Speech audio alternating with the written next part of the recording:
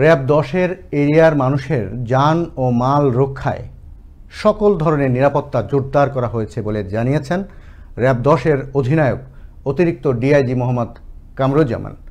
রবিবার রাতে রাজধানীর সায়দাবাদ সদরঘাট সহ বিভিন্ন জায়গায় দুস্থ গরিব অসহায় মানুষের মাঝে শীতবস্ত্র বিতরণকালে এসব কথা বলেন তিনি।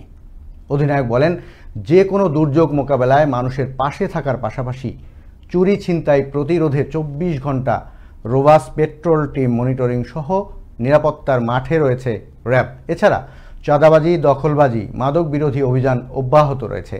র্যাব ১০-এর এরিয়ায় কেউ যেন কোনো অপরাধ করে পার না পেতে পারে, সেজন্য সর্বদা কাজ করে যাচ্ছে র্যাব ১০ বলে জানান তিনি।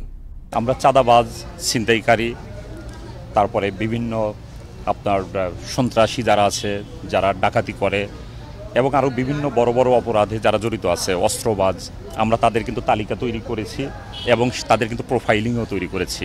আমরা একে একে তাদের বিরুদ্ধে পর্যায়ক্রমে আমরা ব্যবস্থা নেওয়া শুরু করেছি। সারা দিনের ২৪ ঘন্টায় আমাদের প্যাট্রোলিং আছে এবং আগে আমরা যেভাবে কাজ করেছি এখন তার চেয়ে অনেক বেশি গুরুত্ব সহকারে কাজ করা হচ্ছে।